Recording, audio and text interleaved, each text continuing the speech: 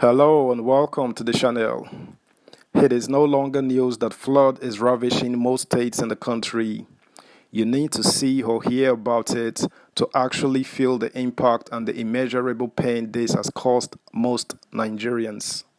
Today, we shall take an in-depth look at Imo State and how the devastating flood is affecting a community in Imo. Subscribe, like, share, and comment. Thank you. How floods destroyed farmlands, submerged houses in Imo communities. Ifeoma Nwananan stood beside an old apartment she now resides in after floods submerged a house near a farm settlement in Umukwosha, a community in Oguta local government area of Imo State.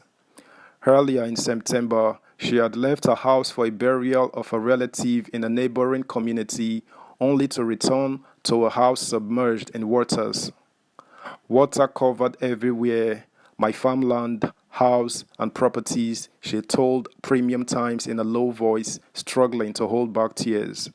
I seriously need financial assistance to resume farming when the flood recedes, but my greatest worry is how to repay the loan this December. The mother of 8 said she borrowed over 200,000 naira from a village association which she used to cultivate her cassava farmland with the hope that she would harvest the produce, recoup her money, and pay back the debts. But the flood disaster wiped off the entire investment efforts, leaving our debts burdened. But Mrs. Nwananan was not the only victim of the ugly flood disaster in her community. Ignatius Ogbonna, another farmer whose farmland was destroyed, could not hide his pain and frustration. It took us unawares. We didn't know when the flood was everywhere, he said. When the flood submerged farmlands, Mr. Ogbonna said that those who had canoes attempted to save some of their farm produce by harvesting crops prematurely and dropping them on dry land, but it did not take long before the flood swept the crops away again from the hitherto dry land. We are suffering so much. I lost over 3 million naira worth of crops, Mr. Ogbonna said.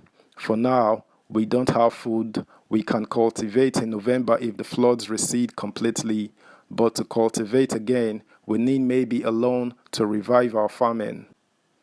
Aside from officials of Imo State Oil Producing Area Development Commission, ISOPADEC, who visited with relief materials for the victims in the council area, the state government has made no efforts to assist them, according to the residents. Premium Times observed that the destruction of farmlands in the state was caused by heavy overflow of water from major rivers around the state, as communities worst hit were those at the bank of the major rivers. Imo, like many other states in the country, recorded devastating floods around September 2022, believed to be the worst in recent years. The executive secretary of the State Management Emergency Agency, Agnes Ajoko, told Premium Times that the statistics of persons who were displaced and killed by the floods were still unavailable. Not yet. We don't have the figure right now, Mrs. Ajoko said when asked to confirm the number of people affected by the floods in the state in October. But the number is so much because the whole of Ohaji, Egbema, and Oguta council areas were affected, she said. Mrs. Ajoko noted that the 2 local government areas were worst hit by the flood in the state. In the Ohaji, Egbema council area, almost all the 13 communities in Egbema clan were affected, but the worst hit were Abasheke, Obiakbu, and Mahu communities, as the 3 communities were still flooded when visited. Majority of residents in the agrarian communities are farmers and fishermen. Fidelis Okoronkwo, like other farmers, suffered losses after his farmland was washed off by the floods. He told Premium Times that farmers must be assisted with cassava stems, yams seedlings, and funds to go back to farming in order to avoid famine next year. All our crops were destroyed. Everyone will suffer food scarcity in the coming years, he said. It has even started now, referring to the food scarcity. Here, The price of fufu, a Nigerian delicacy usually made out of cassava dough, tripled almost immediately as the flood destroyed our farmlands. So there is no cassava again here. Mr. Okonkwo and other farmers complained of poor access to information, arguing that they did not hear of any flood forecast because they did not have access to radio and television sets in their farm settlements. Subscribe, like, share, comment, and please turn the notification bell on. Thank you. Aside from farming, residents of Oguta local government area of Imo State also heavily engage in fishing as a major source of livelihood. But the flood disasters have come with grief and biting hardship for fishermen in the council area. For weeks, their fishing activities were stalled since the recent flood disaster hit their communities. Our nets have been lost since the flooding started, said Emmanuel Ogbue, a fisherman who added that he would need to buy some nets and fishing baskets to resume fishing whenever the floods recede. We are no longer fishing now.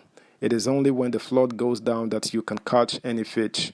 We are currently planning to construct or buy new baskets and nets for fishing when the flood disappears, Mr. Ogbue stated. Shidi Ogini, another fisherman, said the flood came in full force and chased him away in September.